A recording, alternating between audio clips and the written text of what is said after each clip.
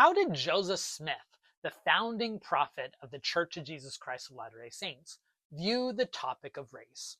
As a scholar of American religious history who has written a couple books on Mormonism, including one that's focused on Joseph Smith, I'm frequently asked the question of Joseph Smith's racial views, especially in the context of the Mormon tradition's later incorporation of a racial restriction in which men with African ancestry were denied ordination of the priesthood and women with African ancestry were denied access to temple rituals. But the record on Joseph Smith himself is a bit complicated, so I thought I'd lay out some of the key issues in this video and set the stage for a later video in which I talk about the origins of Mormonism's racial restriction. Let's dig in. But first, we need a bit of context. Early America was a very conflicting environment when it came to the topic of race, especially in the North. While at the moment of America's founding, there was a big push among the especially evangelical religious traditions to overcome the racial hierarchies and oppression, and there was a legitimate anti-slavery movement among the Methodists and the Baptists in the last few decades of the 18th century. However, by the time of the 1820s and the 1830s, when the Mormon tradition was founded, many of those traditions had backtracked on the issue of race and they adopted a more moderate position in which they allowed racial subjugation and slavery, including Methodists and Baptists, the traditions out of which many of Mormonism's converts came. Joseph Smith himself was mostly affiliated with the Methodist tradition before embarking on his Mormon tradition. And questions concerning racial inclusion and racial hierarchy were often contested. And so ideas of whether race was permanent and what role religious denominations should do to overturning racial oppression in the nation, those were questions that all different denominations had to face. So it makes sense that the Latter-day Saint tradition, these new Mormon converts, would have to do likewise.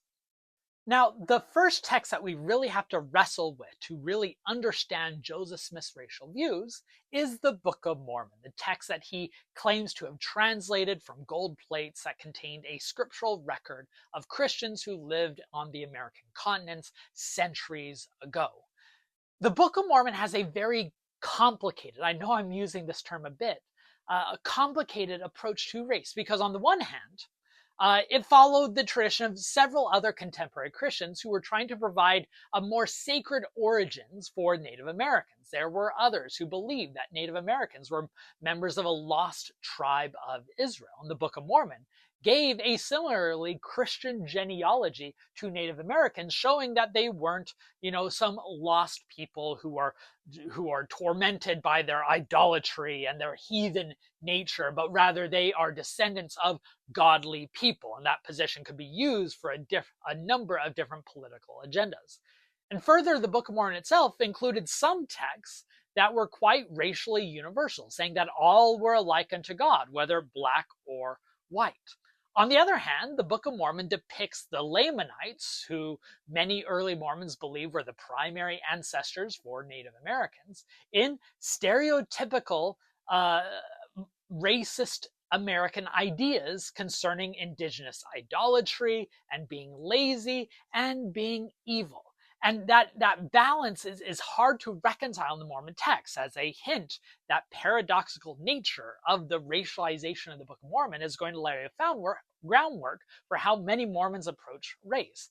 And further, there's the question of the Lamanites, the wicked family group in the Book of Mormon, being cursed with a skin of blackness. A few things to note here. They're cursed with the skin of blackness. It seemed to have a denotation of a cursing that transcends typical American beliefs of Native American redness. It seemed to indicate a degree of sin. Now, there has been some very, I would say, lazy and unfortunate apologetics tried to defense that the skin of blackness did not mean a racial coding. But it is very clear that Joseph Smith and the early Mormon converts very deliberately read that passage and interpreted it as a racial identifier, not as tattoos, not as clothing, but as race. And so I think Latter-day Saints have to confront that racialized passage.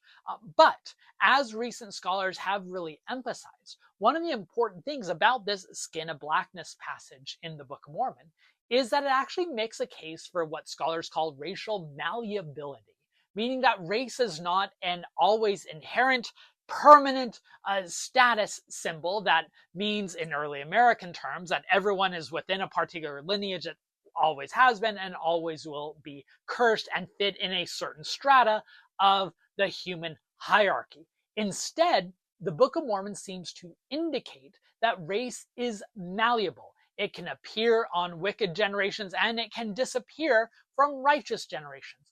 Further, the Book of Mormon at points seems to upend the racial hierarchy in predicting that at some point in the future, the descendants of the Lamanites would rise up and overturn Gentile rule on the continent. This actually pushed back on the common American myth of manifest destiny and the vanishing Indian, that all the Native Americans would eventually disappear. Did Latter-day Saints always live up to that belief that Native Americans were a chosen people that would eventually have rule? No, of course not. In fact, much of that prophesying of the Amerindian apocalypse, as some scholars of the Book of Mormon have called it, was often framed in this paternalistic, patronizing way that it would require A, Native Americans joining white culture and the gospel, and B, that they would be led by Latter-day Saints. But in general, what the Book of Mormon showed is this complicated collection of divergent racial ideas that could be used for different ends, which they were. Those racial ideas found in the Book of Mormon then laid a foundation for how Joseph Smith and the church operated in the ensuing decade, especially when they move out to Missouri, which was a slave state. Joseph Smith's revelations and instructions taught that you can bring the gospel to the enslaved, but it always qualified as long as you get permission from the enslavers, seeming to recognize the legal authority and the white supremacist structure of, spreading the gospel. That actually caused issues when the Saints settled out in Missouri, because one editorial in the church's newspaper that called on people sharing the gospel to everyone, including the enslaved, really ruffled the feathers of their enslaving neighbors the wrong way. And it was one of a litany of reasons that Missourians used to justify their expulsion of the Mormons out of Jackson County. Now, I should qualify, because sometimes that allegation that the Mormons were abolitionists, and that was the core of their conflict with their Missouri neighbors, gets blown out of proportion. If you go back and you actually read the editorial that William Phelps wrote about bringing the gospel to everyone, it was very mild. And it more reads like the Missourians were looking for any excuse they can to rid the Mormons due to these other social conflicts, because you have this broader cultural division between the largely New England Mormon converts coming in to a southwestern enslaving state.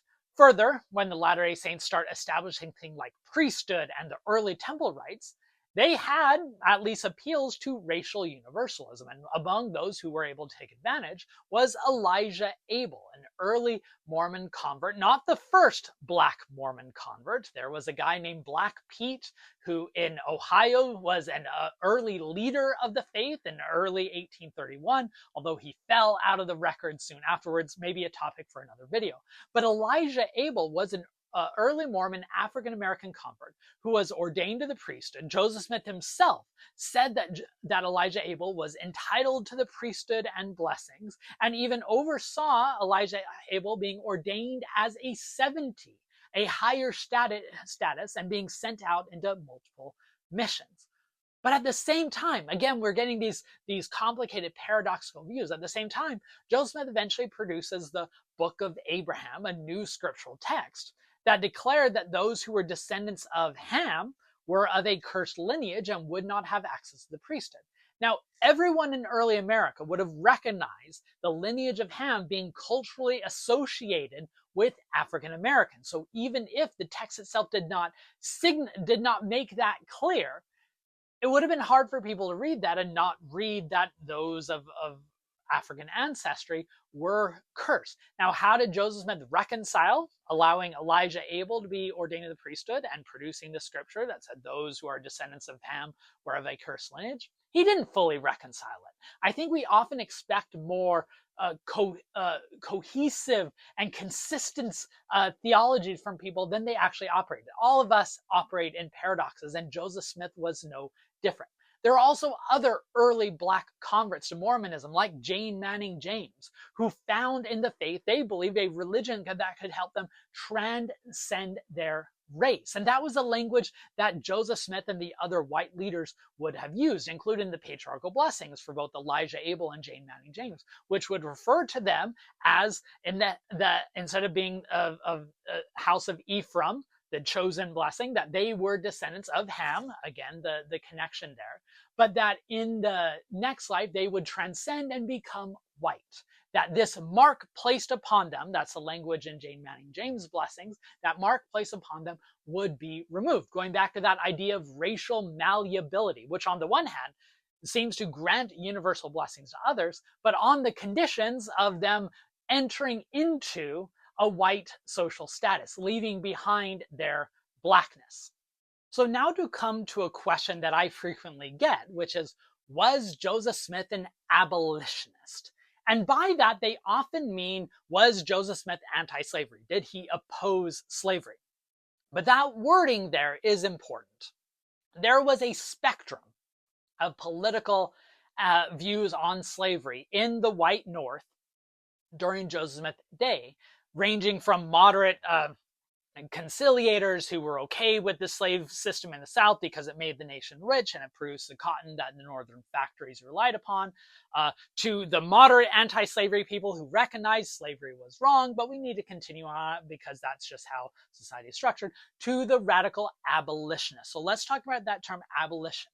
To be an abolitionist, who were by far and away the minority position in the North, they were seen as the radicals. To be an abolitionist, you typically had to believe in three things. One, the immediate abolition of slavery. Immediately, right now, it has to be done. It's an evil that has to be overturned. Two, no compensation for the enslavers. We don't recognize the enslaved as property, so we are not going to pay the enslavers for giving up their human chattel. And three, once emancipated, the formerly enslaved should be integrated into society, that they were due the same benefits of the American soil that they had tilled as much as anyone else. Now, Joseph Smith does not fit into those categories. He was consistent throughout his life, denouncing slavery. We have early statements, we have middle statements, and we have Nauvoo statements of him saying slavery is wrong. But his anti-slavery positions always fit within a much more moderate opinion in the North on the topic of slavery. So for instance, he said that if he were in charge, he would put Black Americans on the path for national equalization, was a term, and saying that if they were given the same opportunity as white Americans, they would prosper to a similar degree. So that seems to show a sense of racial progress. However, he was consistent in believing in a principle of segregation, especially within cities. He was against intermarriage, like most northern white citizens, and he even seemed to be in favor of removal, what was called colonization, or moving Black Americans, once emancipated, outside the United States because racial mingling was bad. And perhaps no text better exemplified this view than when he announced his campaign for the presidency and issued a pamphlet outlining his positions. I actually did a video on his presidential run a few weeks ago. He addresses the topic of slavery, and it embodies this moderate position. He said that slavery was evil, but the way to overturn it would be to annex Texas, the big topic of the day, and then take all that new public lands, sell it to people, and then take that money raised from those land sales to compensate the enslavers, allow those African Americans to be free, and then probably allow those newly emancipated to move down to Mexico. So let's put that up to the category for being an abolitionist. What did he call for? Immediate abolition? No, this was going to be a gradual plan that would take decades to integrate, as he acknowledged. Did he call for no compensation for the enslavers? No, the opposite. He wanted the enslavers compensated for their lost property. And on to integration, he did not believe that racial integration was possible, so they had to move outward. So this is why most scholars call Joseph Smith an anti-slavery, but also an anti-abolitionist, because we also get other points where he denounces abolitionists for being too radical and upending society. More than just providing you some basic information on Joseph Smith's racial views, I hope this overview showed that Joseph Smith was not always, and often was rarely, systematic in his thought. And sometimes we are expecting more cohesion and more consistency than was actually in place for most historical figures, but especially an eclectic figure like Joseph Smith. It was not until years after his death that the Mormon tradition inaugurated a racial restriction. I will do a video on that topic in the future. But when that racial restriction was implemented, they could feel justified in doing that because there were building blocks found in Joseph Smith's ideas and practices that they could grow into a racial restrictive policy. Joseph Smith was, to a large degree, on many topics, a product of his time and should be understood as such. Now, whether one would expect a prophet to be more than just a product of their time, it seems like LDS theology indicates that prophets should be out of their time.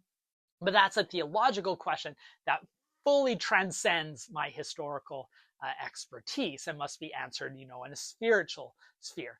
But even setting that aside, I think we have to recognize the lasting legacies that exist with the Mormon tradition, with America writ large, over these questions over race that happened centuries ago, but still frame many of our experiences today. Native Americans in the Mormon tradition still have to wrestle with these legacies of Lamanites that were found in the Book of Mormon and were taught by Joseph Smith and others, of what it means for a Native American to return to God, and placing this white framework for indigenous belonging. And those with African descent have to reckon with what Joseph Smith taught concerning the curse of Ham and racial segregation. Those are uncomfortable legacies, uncomfortable questions, but are still very important to answer. I hope this video makes sense. Please like and share it if it does. Please subscribe to this channel if you haven't yet. History has never been more relevant than it is right now, which is why these kinds of discussions are so important.